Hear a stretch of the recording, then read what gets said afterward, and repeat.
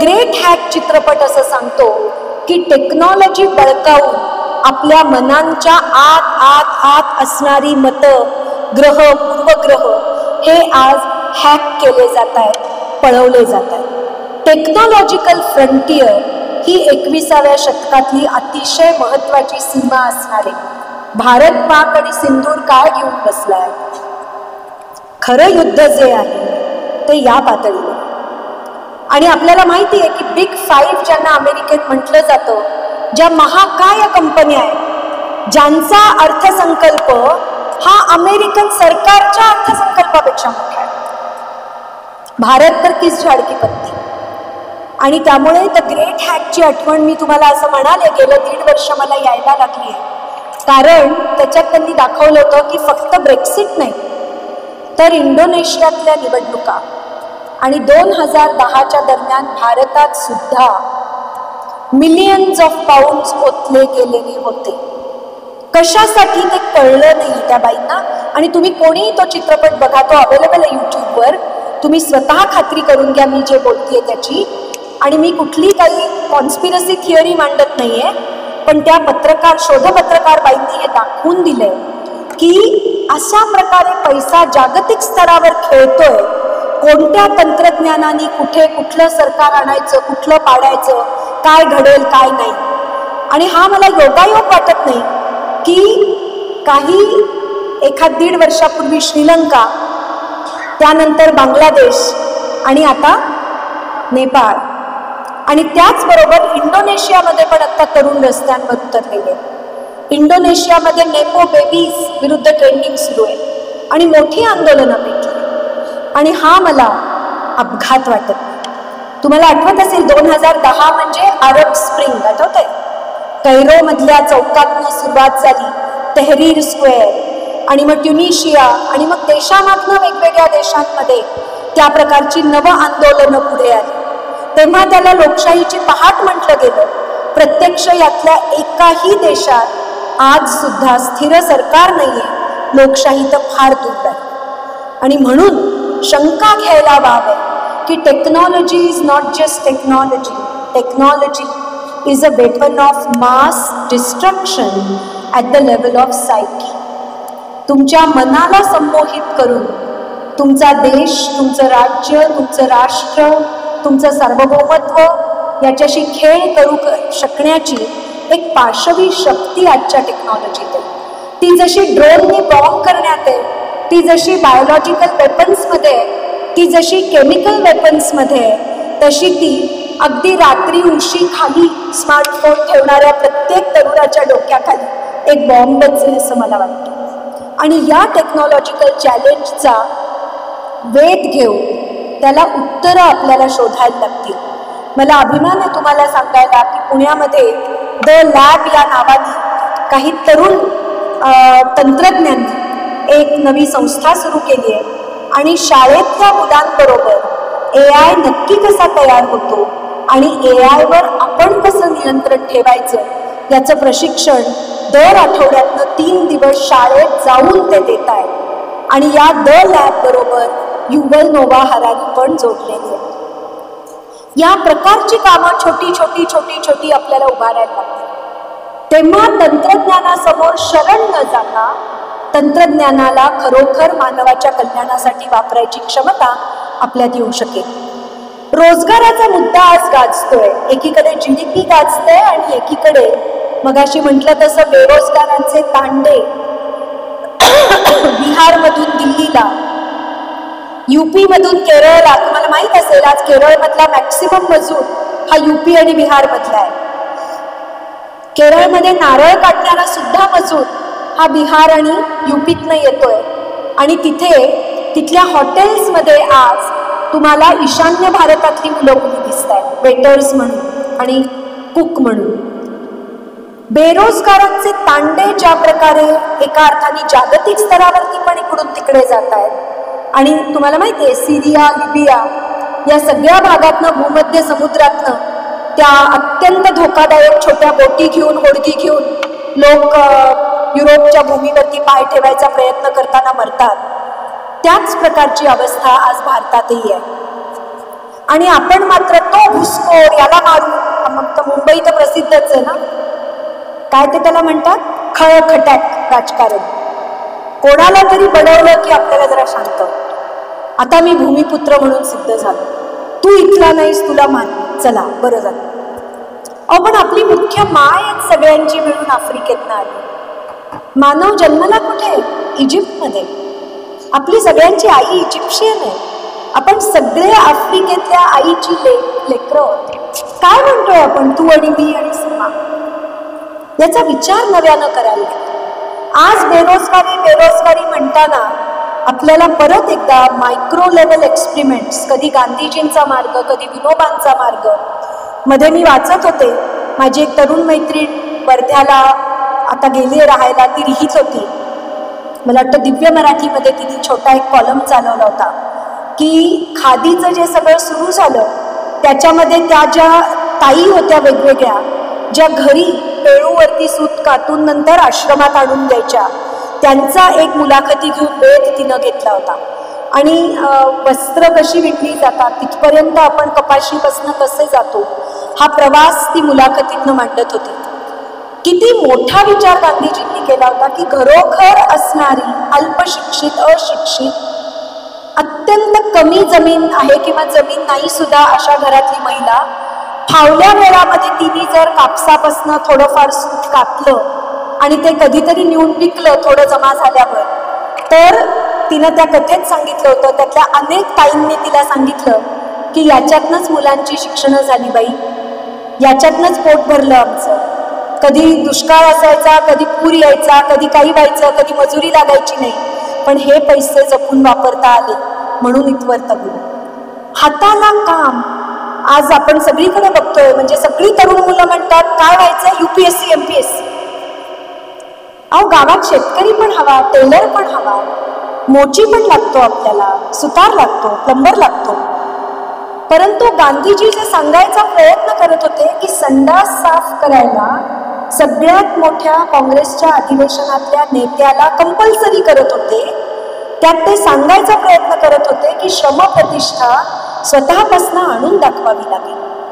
आज अमेरिकेमध्ये तुम्हाला प्लंबर दिसतो, तो व्हॅननी येतो, कम्प्युटराइज काम करतो, दुर्बीण टाकतो आतमध्ये नालीमध्ये, ड्रेनेजमध्ये, आणि इकडे कम्प्युटर वरती बघून त्याला कळतं की किती मीटरवरती चोक आहे, ते कसं काढायचं वगैरे. मग तेवढाच भाग ते खणतात, दुरुस्त करतात आणि जातात. आणि त्या प्लंबरला तो तासावरती पैसे घेतो. तो दलित जातीतला आहे म्हणून त्याला हाडहाड करून इकडे तिकडे उभं करून पैसे न देता फसवून, अशी शक्यता नाही. आपल्या कार्यालयामध्ये किंवा एअरपोर्ट झाडणारी महिला ही तितक्याच सन्मानाने कॉफी घ्यायला आपल्या बरोबर बसलेली असते. ब्रिटनचे प्रधानमंत्री त्यांच्या मुलांनी दारू पिऊन गाडी चालवली म्हणून पोलिसांनी पकडलं त्या मुलाला आणि त्याच्या मित्रांना हायस्कूलमधल्या. तर दुसऱ्या दिवशी सकाळी पोलीस स्टेशनमध्ये आपल्या खाजगी कारनी जामीन भरायला गेले. रात्रभर मुलगा पोलीस स्टेशनमध्ये होता. जरा डोळे मिटून विचार करून बघा बरं, आपल्या नगरसेवकाच्या मुलाच्या बाबतीत काय होईल. पंतप्रधान फार दूर राहिले. त्यामुळे मुद्दा असा आहे की आपल्याला जोपर्यंत आपल्या मनातल्या सरंजामी संकल्पना आणि तत्व, पायीची वाहन पायी बरी, आम्ही मोठ्या घराण्यातले, आमचा प्रश्नच येत नाही, आम्ही बोलत नसतो त्यांच्याशी, आमच्या बायका हे करत नसतात, आमच्या मुलाची हिंमत नाही, या प्रकारे. म्हणजे मी पुण्यात बघते कायम, रिक्षावर मागे लिहिलंय, बघतोस काय मुजरा कर. अरे का मुजरा करू तुला? राजेशाही गेली, प्रिव्ही पर्स पण गेल्या, आणि मुजरा करायचा का बरं? पण लिहितोय आपण कारवरती, रिक्षावरती. काय लिहिलेलं आहे? बघतोस काय मुजरा कर. फ्युडालिझम एवढा आपल्या रक्तात भिनलेला आहे की समानता लोकशाहीतली आणि श्रमप्रतिष्ठा जोपर्यंत येणार नाही तोपर्यंत उपजीविकेचं आव्हान भारतामध्ये आपण पेलणं अवघडात अवघड आपण करत जाणार. त्याच्या पुढचं आव्हान त्याच्याचमुळे मला दिसतं ते श्रम, काम, नोकरी, उपजीविका याचं भविष्य काय असेल. कारण सध्या माझ्या वाचनात येत आहे की ब्रिटनमध्ये 0 आवर कॉन्ट्रॅक्ट साईन करून घेत आहेत. म्हणजे अगदी थोडक्यात स्विगीवाला मुलगा. काय करतात त्याला एक करार केला जातो, 0 आवर कॉन्ट्रॅक्ट. म्हणजे काय, तू माझ्याशी बांधीलस पण तुला किती काम द्यायचं हे मी बांधील नाही, हवं तेव्हा बोलावून घेईन, तू उपस्थित पाहिजे. आणि असे फोटो येत आहेत, भकास डोळ्यांनी रस्त्यावर बसलेले तरुण, ते सगळे त्यांच्या युनिफॉर्म मध्ये. कधी पण बोलवतील आणि जायचंय, पण कधी बोलवतील माहित नाही, आज बोलवतील माहित नाही, उद्या कल्पना नाही. आणि म्हणून बाउमन नावाच्या समाजशास्त्रज्ञांनी मागे म्हटलं काही वर्षांपूर्वी, uncertainty is the only certainty today. या 21व्या शतकामध्ये एकच गोष्ट शाश्वत आहे, अनिश्चितता. अशाश्वती ही शाश्वत झालेली आहे आता. निश्चित एकच गोष्ट आहे की सगळंच अनिश्चित आहे. आणि अशा वेळेला रोजगार पुरवणं आपल्यासारख्या डेमोग्राफिक डिव्हिडंडवाल्या देशात हे अत्यंत मोठं आणि कळीचं आव्हान. आणि त्याच वेळेला विषमता निर्मूलन करायचं असेल तर अत्यंत तातडीने हे आव्हान आपल्याला पूर्ण करायला लागेल. त्यासाठी आपल्याकडे डॉक्टर आंबेडकरांचे विचार आहेत, आपल्याकडे गांधीजींची मॉडेल्स आहेत, आपल्याला अमर्त्य सेन यांनी दिलेलं मॉडेल आहे, आपल्याकडे बांगलादेशमधल्या युनूस यांचं मागे आपण घेतलेलं सेल्फ हेल्प ग्रुप्सचं मॉडेल आहे. या सगळ्या मॉडेल्सचा विचार करायला लागेल. परंतु दारिद्र्य हे लोकांच्या क्षमता विकसित करून घालवता येईल, हे अमर्त्य सेन यांचं म्हणणं मला पटतं. ते असं म्हणतात की एखाद्याच्या खिशात किंवा बँकेत पैसे ट्रान्सफर करून किंवा पॅकेज देऊन तुम्ही खांदे उडवताय फार तर, पण खऱ्या अर्थाने त्या व्यक्तीच्या क्षमतांचा विकास हा त्याच्या दारिद्र्याचा शेवट असेल. आणि क्षमता विकासासाठी अर्थातच वेगळ्या प्रकारचं शिक्षण, रोट लर्निंग, मगिंग अप, 21 अपेक्षितच्या कितीतरी पलीकडचं जीवनावश्यक अशा कौशल्यांचं शिक्षण आपल्याला सुरू करावं लागेल. याचबरोबर जगभर जे राजकीय आव्हान दिसतंय, आज इटलीच्या मेलोनी असतील, ब्रिटनमध्ये परत राजीनामा झालाय, फ्रान्समध्ये राजीनामा झालाय, अस्वस्थ आहेत देशामागनं देश. नेपाळ आपण बघतोय, कोणीच ती जबाबदारी घ्यायला तयार नव्हतं. नेपाळमध्ये आग धुमसत होती संसदेत आणि कोणाचीच इच्छा नव्हती पुढे येऊन काही करावं. अशा सगळ्या राजकीय परिस्थिती, लोकानुनयवाद, पॉप्युलिझम, लोकांना गोडगोड बोलून वेगवेगळ्या प्रकारची स्वप्न दाखवणं, फुलवणं, अशा प्रकारची राजकारणाची नवी रीत तयार होत असताना आपल्याला एकेका मतदाराला प्रगल्भ करणं, त्याच्या जाणीवा खऱ्या अर्थाने माणूस म्हणून विकसित करणं, हे राजकीय आव्हान म्हणून स्वीकारावं लागणार.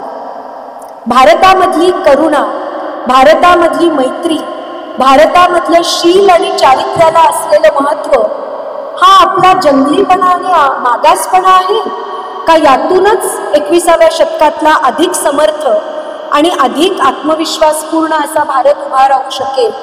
माझं म्हणणं आहे की त्यातून अधिक आत्मविश्वासपूर्ण, शांत मनाने आव्हानांना तोंड द्यायला तयार असणारा, आजकालच्या परिभाषेत ज्याला रेसिलियंट म्हणतात, म्हणजे कोणतंही आव्हान आलं तरी घाबरून न जाता, चकित न होता त्या संकटाचा सामना करू शकणारा असा भारत उभा राहू शकेल असं मला वाटतं. शेवटाकडे येताना मी म्हणेन, कदाचित माझं हे सगळं बोलणं तुम्हाला फार निराशेचा सूरवाद वाटतंय का? तर काही माझ्या मनातल्या आशेच्या जागा तुमच्यापर्यंत मला पोचवल्या पाहिजे. आणि अर्थातच त्यातली पहिली आशेची जागा आहे खेड्याखेड्यातल्या तरुणाकडे असलेली नवोन्मेषाची शक्यता, इनोव्हेशन, सृजनशीलता, पण ती पुढे न येऊ शकणं, स्केलिंग अप होऊ न शकणं. काल मी वाचत होते, बेझोस यांनी म्हटलंय की ॲमेझॉनच्या की कोणालाही नवा उद्योगधंदा सुरू करायचा असेल तर मॅकडोनाल्ड सारख्या अगदी साध्या कॅफेमध्ये साधी नोकरी काही वर्ष करा. त्याशिवाय दैनंदिन आयुष्यातली आवश्यक शिस्त आणि आवश्यक कौशल्य तुमच्या अंगी येणार नाही. आणि मग तुम्ही स्वतःची मोठी स्वप्न खरी करायला स्वतःच्या कंपन्या काढा, स्टार्टअप काढा, बाकी गोष्टी करा. मला वाटतं बघा, यशाचं गमक किती छोट्या गोष्टीतनं त्यांनी सांगितलंय. जो सराव, जी नैतिक पायाभरणी, अंगी शिस्त बांधणं, काही कौशल्य अंगी मुरवणं, हे जे आवश्यक आहे ते आज अनेक पातळ्यांवर करता येणं शक्य आहे. युवकांचे छोटे गट अगदी सेंद्रिय शेतीपासून ते सहकारी पद्धतीने अगदी वेगळ्या प्रकारचं 3D प्रिंटिंग करून घर स्वस्तामध्ये बांधण्यापर्यंतचे प्रयोग आपल्याला अनेकदा आपल्यासमोर या बातम्या येतात, पण त्याचं स्केलिंग अप पुरेशा प्रमाणात होत नाही.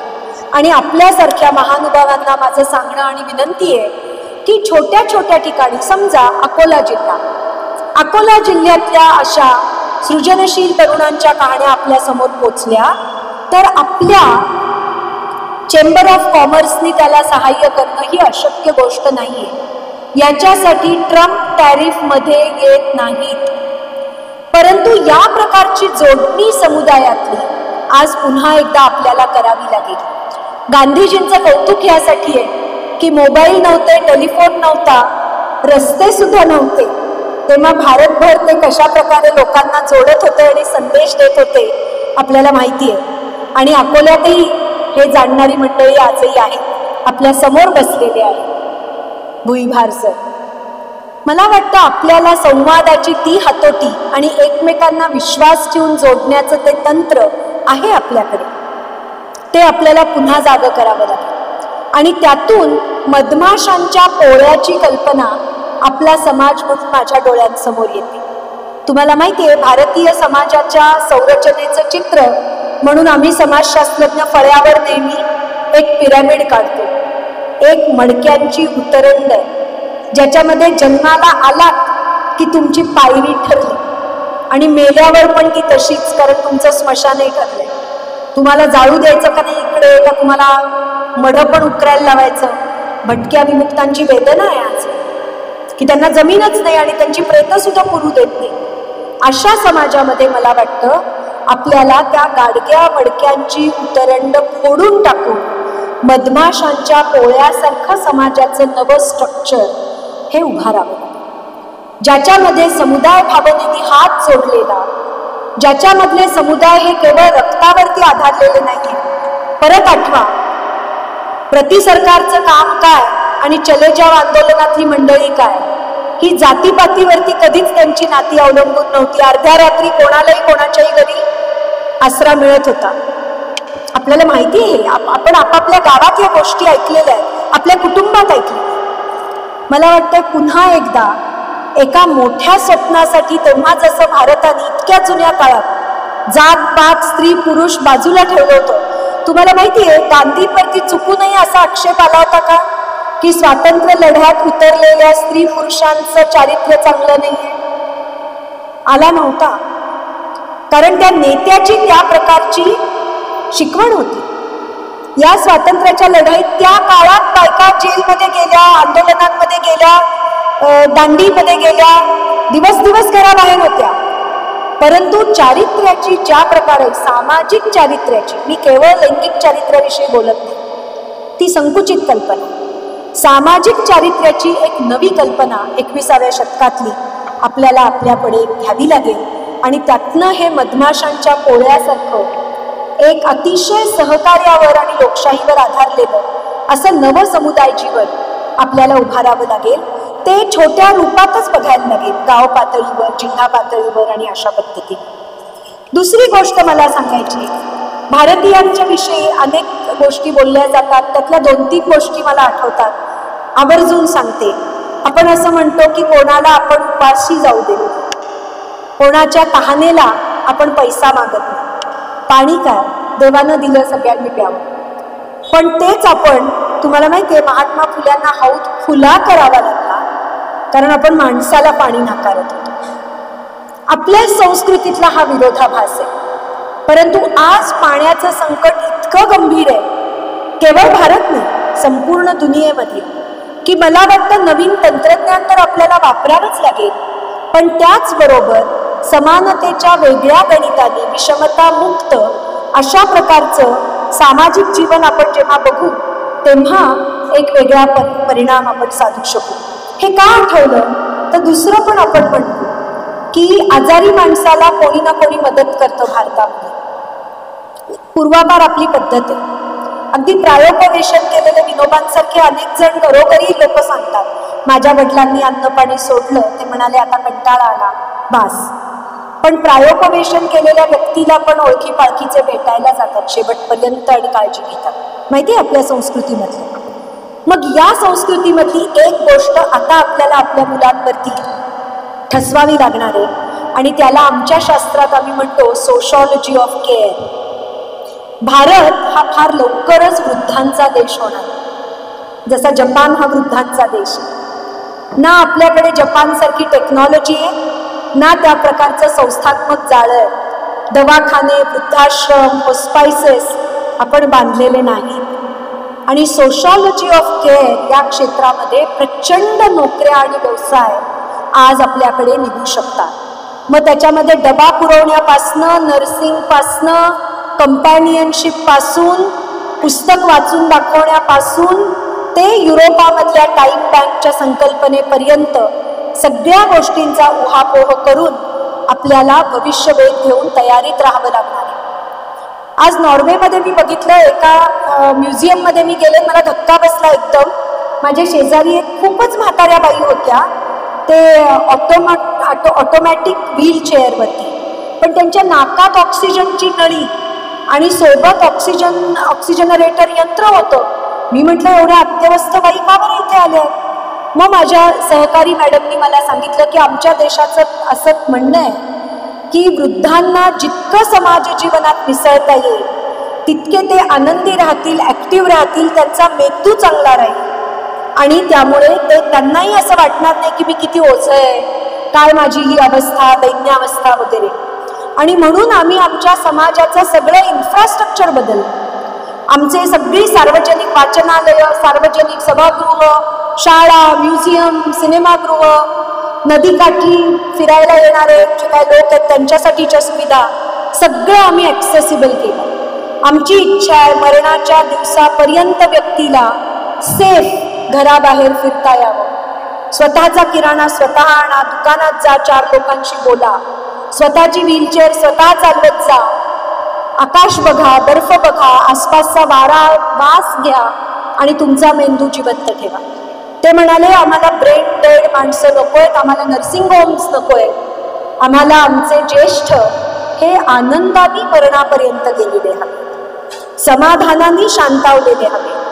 तर मला वाटतं हे दुसरं एक आव्हान फार मोठं आपल्या समोर असणार. राजकारणाच्या बाबतीत आज फेक न्यूज आणि पोस्ट ट्रूथ याची चलती आहे आणि टेक्नॉलॉजीचा हातभार आहे. मला वाटतं अजून एक रोजगार आणि एकूणच महत्त्वाचं समाजातलं क्षेत्र असणार आहे ते फॅक्ट चेकर्सची फौज.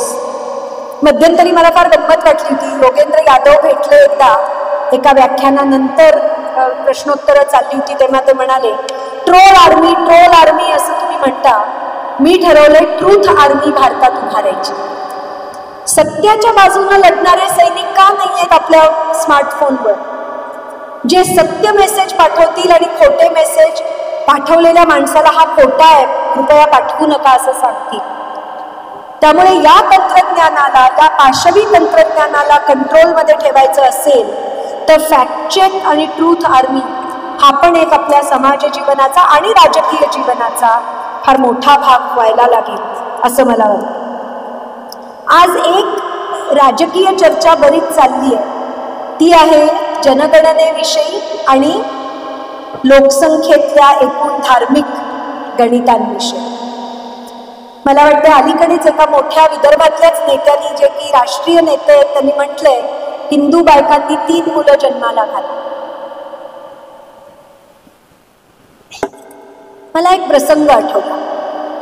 माझी मुलगी खूप लहान असताना मी एका अकादमिक परिषदेला माझा रिसर्च पेपर वाचायला ट्रेनने चालले होते. परिषद अमृतसरला होती. 2.5 दिवसाचा आगगाडीचा प्रवास होता. माझ्यासोबत प्राध्यापक होते, ज्येष्ठ होते. दुसऱ्या दिवशी जरा आमची ओळख जास्त झाल्यावर ते म्हणाले मुलीला टाकून कशाला काय यायचं पेपर वाचायला, मुलगी आहे ना तुझी, कशाला भटकतेस.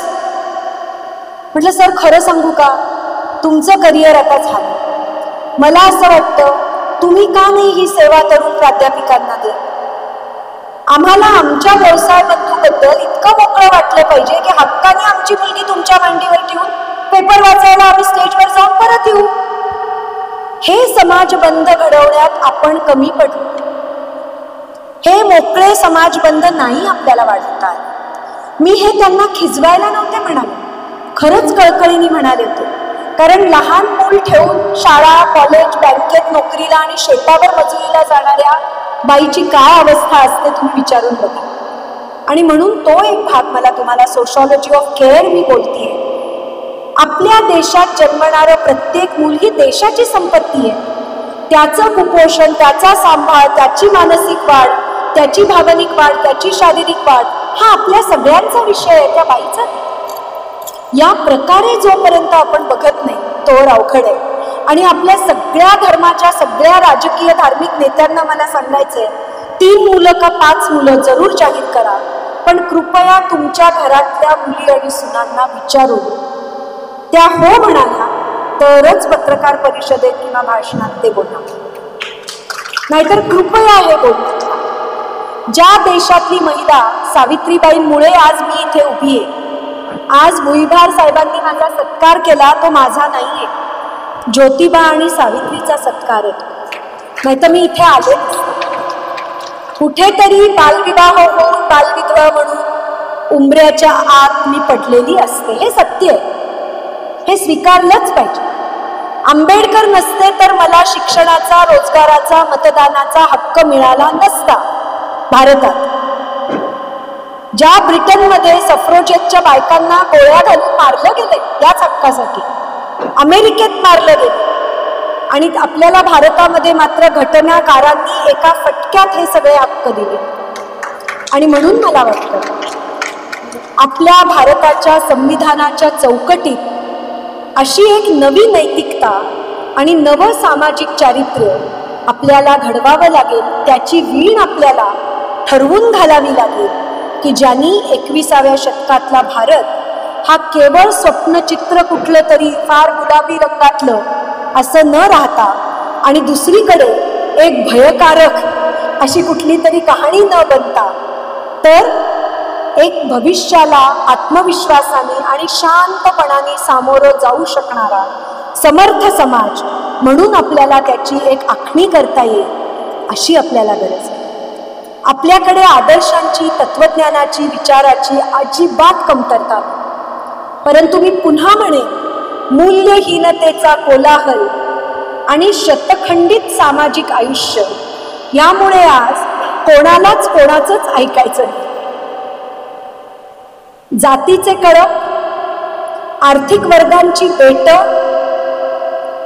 तुम्हाला माहिती आहे दिल्लीमधल्या गेटेड कम्युनिटीज आता आमच्या पुण्यातही आल्या. भयानक आहे. काय तुमचा चेहरा बघून मगच ते ठरवतात ते तिथनं कुलूप उघडायचं का नाही. टेक्नॉलॉजी, गेटेड कम्युनिटीज, तंत्रज्ञानाची कुलप घातली आहेत तुमच्या. नवी पेशवाई येईल तुमच्या एकमेकांना भेटण्यावरती, नवी पेशवाई येईल. रस्ता कोणी वापरायचा, किती वाजता वापरायचा, कुठल्या वळणाला तुम्ही वळू शकता नाही, हे वेगळ्या प्रकारे आता परत एकदा कंट्रोल केलं जाते. आणि आपल्याला परत त्यामुळे या गोष्टींचा विचार करायला लागेल की आपल्या सामाजिक आयुष्याची वीण आणि पाया त्याचा हा नक्की कशा प्रकारचा असायला हवा. गेटेड कम्युनिटीजच्या इतक्या भयानक गोष्टी आपण ऐकतोय. एक पुण्यातला प्रसंग सांगते. माझं घर कामगार स्त्रियांवरती काम आहे. अगदी नागपूरची रूपाताईंनी बांधलेली, रूपा कुलकर्णी बोधी यांनी बांधलेली संघटना असेल किंवा शहीद गोविंदराव पानसरेंनी बांधलेली कोल्हापूरची संघटना असेल, या संघटनातल्या घर कामगार महिलांना मी भेटली आहे, मुलाखती घेतल्या आहेत. पुण्यामध्ये एका नव्या टाउनशिपमध्ये एक महिला घर कामगार म्हणून काम करत होती आणि तिची मालकीण तिला म्हणाली, माझे 500 रुपये तू चोरलेस. ती म्हणाली, नाही मी चोरले. ती म्हणाली, बघ आत्ताच्या आत्ता तुझ्या नवऱ्याला फोन करते. त्यांचा वादविवाद चालू राहिला काही वेळ आणि मग मालकिणीने खरंच फोन उचलला आणि त्या बाईच्या नवऱ्याला फोन लावला हे सांगायला की तुझ्या बायकोनी 500 रुपये चोरले. तो फोन लावल्याबरोबर 18व्या मजल्यावरनं त्या घर कामगार महिलेनं उडी घेतली आणि जीव दिला. मुद्दा ती चोर होती आणि 500 रुपये घेतले होते हा नाहीच आहे. मुद्दा हा आहे की 500 रुपयाच्या चोरीच्या आळापायी एका महिलेला आपलं आयुष्य संपवावं लागतं. हे भारताचं दुर्दैव आहे. मग तुमचं GDP कितीही असू द्या, त्या GDPला काही किंमत असू शकत नाही जोवर तुमच्या घरात काम करणाऱ्या व्यक्तीला एक सन्मान नाही. एक प्रकारची मला म्हणायचं चूक झाली असेल सुद्धा, मी कुठल्याही प्रकारे असं म्हणत नाहीये त्या बाईनी चोरी करावी, पण चूक मान्य करण्या इतकी मोकळीक नात्यांमध्ये असावी इतकंच मी म्हणते. चूक होऊ शकते, झाली असेल सुद्धा, परंतु जीव गमावावं लागणं पुण्यासारख्या शहरात हे अभिमानास्पद नाही. BJ मेडिकल कॉलेज पुणे इथल्या हॉस्टेलवर MD करणारी मुलगी सासरच्या छळाला कंटाळून आत्महत्या करते. पोलीस महिला स्वतःचा जीव घेतात, नवरा माझा छळ करतो हुंड्यावरनं म्हणून. हा कुठला 21व्या शतकातला भारत आहे? या सगळ्या बातम्या मी गेल्या 1-1.5 वर्षातल्या सांगते तुम्हाला. हे दुर्दैव आहे आणि हे काही आपल्याला समर्थ पायाने पुढे जाऊ देणार नाही. आणि म्हणून शेवटी मी 2 मुद्द्यांकडे येईन जे आपण बोलत नाही अशा प्रकारच्या चर्चांमध्ये कधीच.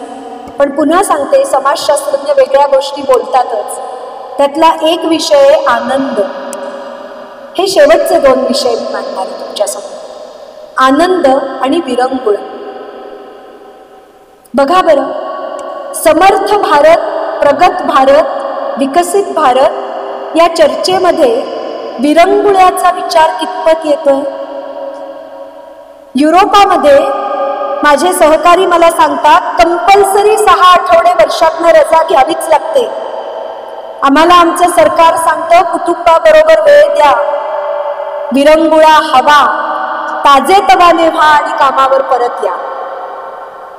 6 आठवडे रजा घेतलीच पाहिजे अशी सक्ती आहे. आणि तुम्हाला माहिती आहे, दुसरं वाईट टोक जपानचं आहे. लोक रजा घेत नाहीत आणि आत्महत्या करतात वर्कोहोलिक झाल्यामुळे. आणि तिथे आता वेगळे प्रयत्न करावे लागत आहेत की तुम्ही मशीन नाही माणूस आहात, शांत व्हा. आणि म्हणून तिथे आता झेन तत्वज्ञानाचे वर्ग खूप मोठ्या प्रमाणात शाळांपासून त्यांना सुरू करावे लागले. विचार करा याचा. विरंगुळा आणि आनंद याचा नक्की अर्थ काय?